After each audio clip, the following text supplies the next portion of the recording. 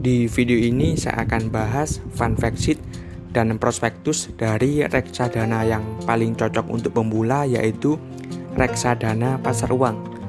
Jadi buat yang belum tahu ya, fun fact sheet dan prospektus itu seperti komposisi kalau di mie instan ya, misalnya seperti itu. Jadi dengan memahami fun fact sheet dan juga prospektus, kita bisa mengerti isi dari reksadana itu apa saja. Jadi kita bisa mengerti dan tidak hanya asal investasi. Dan juga saya akan review untuk hasil investasi saya di reksadana pasar uang. Jadi untung ruginya itu seperti apa nanti saya akan tampilkan.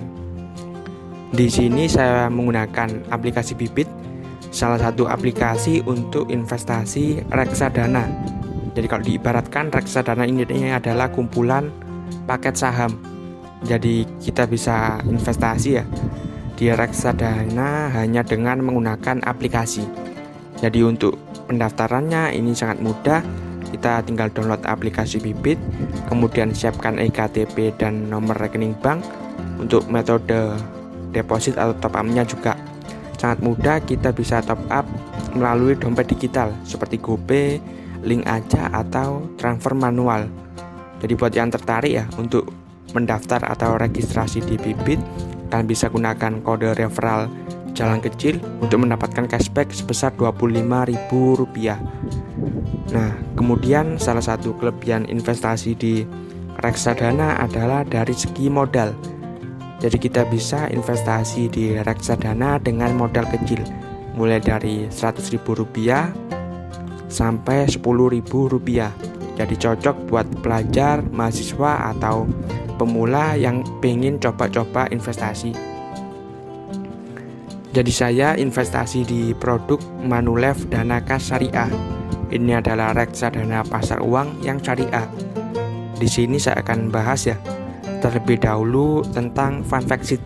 Jadi di akhir video nanti saya akan bahas juga tentang prospektus dan cara mendownload kedua dokumen ini. Jadi dengan membaca fun fact sheet itu kita sebenarnya ya sudah dapat beberapa informasi yang cukup penting. Jadi salah satu hal yang penting untuk diperhatikan adalah nilai total AUM atau dana kelolaan. Jadi kita pilih ya yang nilai AUM-nya ini yang besar. Jadi kalau di produk ini cukup lumayan ya, sebesar 77 miliar. Jadi ada ketentuan ya dari OJK, kalau reksadana selama 90 hari kerja ya nilai AUM-nya kurang dari 10 miliar, maka akan dilikuidasi atau dibubarkan.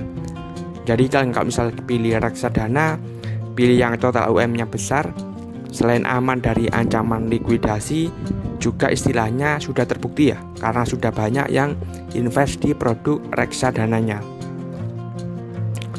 Nah, dengan membaca fun fact sheet ini kita bisa mengerti ya, misal dari segi kebijakan investasi. Jadi kalau misal di produk ini memiliki kebijakan dia mengalokasikan dana kelolaannya 100% ke pasar uang. Nah, dengan kepemilikan terbesar di deposito berjangka Maybank Syariah sebesar 3,5 miliar dengan tingkat bagi hasil 6,5%, dengan persentase di portofolinya 7,4%. Dan juga deposito dari Bank BTN Unit Syariah sebesar 3,3 miliar dengan tingkat imbal hasil 7,5% dengan persentase portofolio 6,99%. Ada juga yang disimpan dalam bentuk cash di Bank Standard Chartered sebesar 3,2 miliar dan juga Bank BCA sebesar 43 juta. Jadi untuk lebih detailnya mengenai persentase-persentase ini itu kita bisa ceknya di prospektus. Kemudian kita juga bisa mengetahui ya untuk biaya-biaya dari produk ini itu seperti apa. Jadi misal biaya manajemennya, biaya bank kustodian, atau kalau jual belinya itu seperti apa. Jadi kalau misal jual belinya ini gratis ya, asalkan kita beli produk ini di marketplace ya, seperti di aplikasi Bibit ini. Nah, di fun fact sheet kita juga bisa tahu ya tentang kinerjanya dari produk ini itu seperti apa. Ya, kalau misal produk ini itu kinerjanya lebih bagus dari tolak ukur. Jadi tolak ukur dari produk ini itu dia memakai ya tolak ukurnya rata-rata 1 bulan deposito dari Bank BNI Syariah, Bank BCA Syariah, dan Bank BRI Syariah ditambah 2% ya. Itu setelah net pajak. Jadi seperti itu. Jadi sebelum membahas tentang cara mendownload kedua dokumen yaitu fund fact sheet dan prospektus, terlebih dahulu saya akan jelaskan ya tentang resiko investasi. Jadi yang namanya investasi itu pasti ada resikonya. Jadi kalau investasi tanpa resiko itu sudah dipastikan ya akan investasi bodong seperti itu. Nah, kalau di reksadana kan ada 3 jenis ya. Reksadana pasar uang, reksadana obligasi, dan reksadana saham. Jadi untuk produk yang saya review itu yang resikonya paling kecil, yaitu reksadana pasar uang.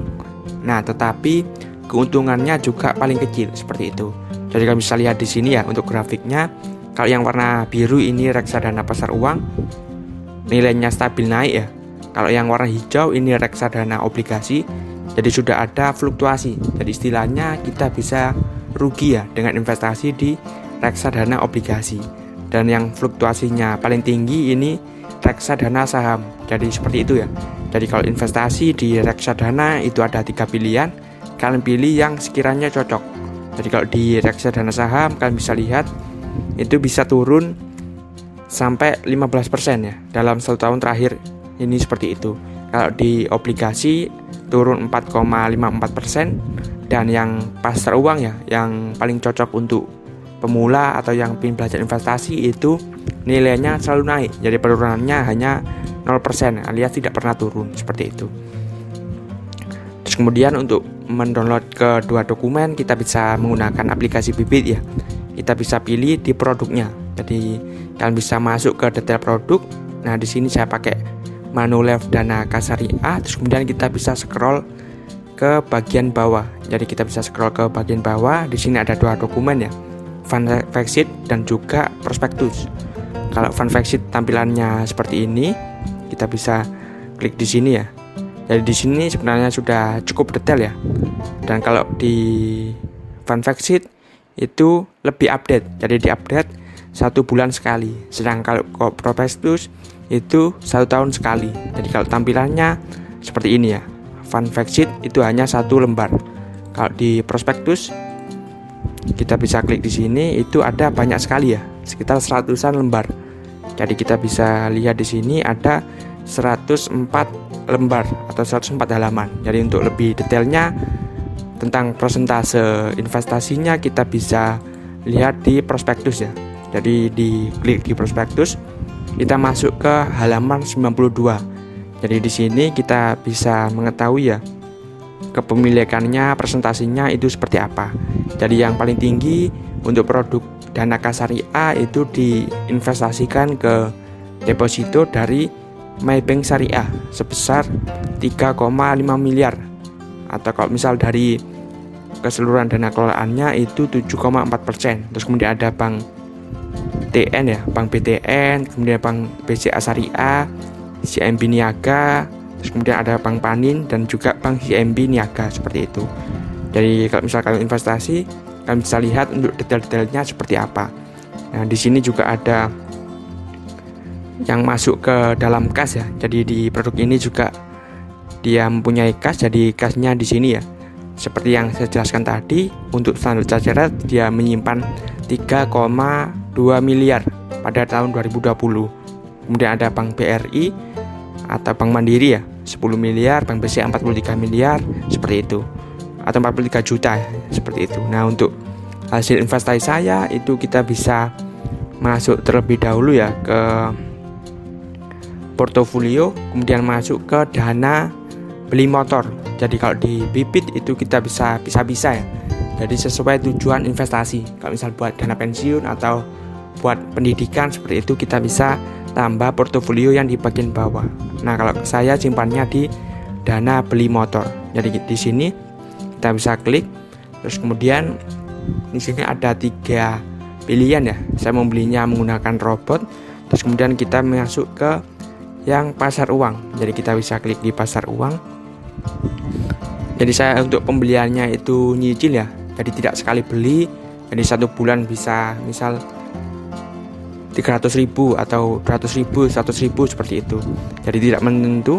Nah, di sini kita bisa lihat kita mengalami keuntungan. Jadi ini adalah reksadana yang paling aman. Jadi kita bisa untung dari nabung sekitar 1 juta rupiah, untung 4.000 rupiah, atau kalau misalnya dipersenkan itu 0,43%. Jadi untuk produk reksadana pasar uang seperti ini, kalau yang di reksadana saham itu kita bisa rugi juga seperti itu.